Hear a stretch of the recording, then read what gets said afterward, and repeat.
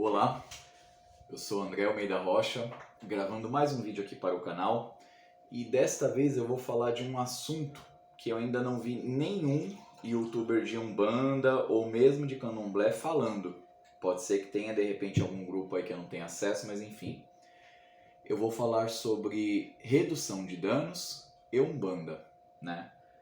Estou colocando redução de danos em Umbanda, mas poderia ser também redução de danos e Jurema Sagrada, poderia ser redução de danos e Catimbó, poderia ser redução de danos também e Candomblé, entre outras denominações. Por que eu estou tratando deste assunto? Bom, como muitos sabem, no nosso culto de Umbanda e também nesses outros que eu citei, ocorre ocasionalmente ou às vezes em todo o culto, toda a gira, enfim, o uso de substâncias, né? E eu falo uso de substâncias, no caso são duas em específico, né? É utilizado álcool e é utilizado fumo, né? É óbvio que eu tenho ciência de que tem médiums que não trabalham com esses elementos e tudo bem também, não estou falando que isso é uma coisa obrigatória, mas a gente sabe que isso é corriqueiro e é comum acontecer sim. É o Exu que usa um charuto, ou mesmo um preto velho que usa um cachimbo, um caboclo que também usa charuto, tem entidades que utilizam cigarro, né, um marinheiro, enfim. E a mesma coisa vai se dar também para bebidas alcoólicas, né?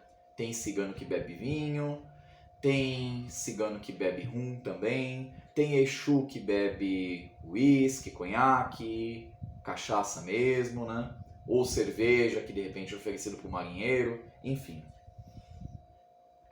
Tratando especificamente dessas entidades de Umbanda, né? Se é no Candomblé, vai ter de repente uma gira que vai vir o que eles chamam de catiços, né?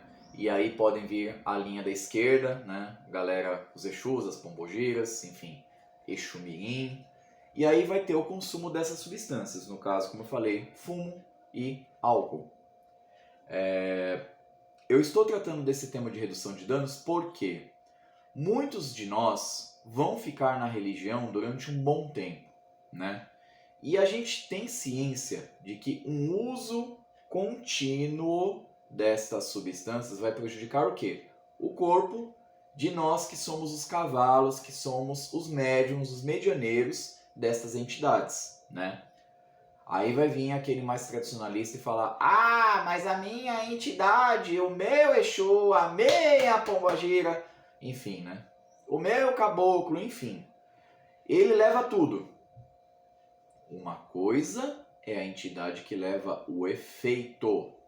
Outra coisa é você me provar por A mais B que todos os médiums e todas as entidades ficam com o corpo completamente limpo, como se não tivesse bebido ou fumado nada. Eu confesso que eu, André Almeida Rocha, que sou agente redutor de danos, trabalho num CAPS aqui em São Paulo, eu tenho dificuldade de crer nisso. Né? E não significa que a entidade é mais fraca ou menos fraca, muito pelo contrário. Né? Eu sou uma pessoa de fé, mas eu sou uma pessoa também que anda com a ciência também, de mãos dadas com a ciência. Então, eu estou trazendo este tema justamente porque eu vejo a importância deste tema. Bom, falado então sobre o tipo de uso de substâncias que é feito em giras de Umbanda, eu vou falar agora sobre o que seria a tal da redução de danos. Tem muita gente que acha que redução de danos é somente a redução de consumo de substâncias e não necessariamente. Não necessariamente. A redução de danos, ela vem, culturalmente falando, de uma prática que começou a acontecer em países de língua inglesa e lá é chamada de Harm Reduction. Né? Tem esse nome chique pra gente aqui, e que é a redução de danos, a redução dos danos dessas substâncias. Então, qualquer tipo de prática que você traga para conjugar ao uso da substância e essa prática sirva para reduzir um dano futuro, ela é uma redução de danos. Qualquer prática. Então, a redução do consumo também é uma possibilidade, uma das, dentro das estratégias de redução de danos. Certa vez, na época da minha graduação, eu vou citar aqui o professor Joel. Ele nos convidou para ir numa festinha lá, aniversário da esposa dele, e a gente tava todo mundo bem próximo, né, a galerinha ali que fazia parte da prática de conjunto de música popular, e ele tava lá mandando ver, e aí ele falou, e a gente, nossa, mas professor, você tá bebendo, mas tá aí, tá bom, tá bem. Ele falou, então, sabe qual que é o segredo? Aí ele tinha me falado que ele consumia bastante água de coco antes, durante e depois, né? É uma forma, né? Água de coco também ela vai servir, mas a gente pode, por exemplo, utilizar a boa e velha água. Não necessariamente nem a mineral, mas pode ser simplesmente a água, a qual você faça uma ingestão de uma boa quantidade de água antes, durante e depois. Por que antes, durante e depois? Porque você vai conseguindo, diluindo a quantidade de álcool. E essa quantidade de água que você vai tomando, inclusive, vai te ajudar também em relação à redução de danos com o fumo. Porque a gente tem que lembrar que o fumo resseca também as vias nasais, aéreas, né? Então, assim, é importante se hidratar durante a gira. É importante porque já tem a perda natural de água pela movimentação, no ato de girar, mas também às vezes quando o guia está incorporado e o guia dança, tem um pé de dança forte, taca ali pau nesse carrinho. Então é importante sim a gente lembrar que, se possível, os cambones façam isso, mas se é um médium consciente também, que lembre de levar uma garrafinha de água para tomar essa água durante a gira. Antes, toma um pouco, durante e depois. Tá certo? Eu falei somente de uma coisa, já que já é uma dica preciosa, que é o consumo de água, né?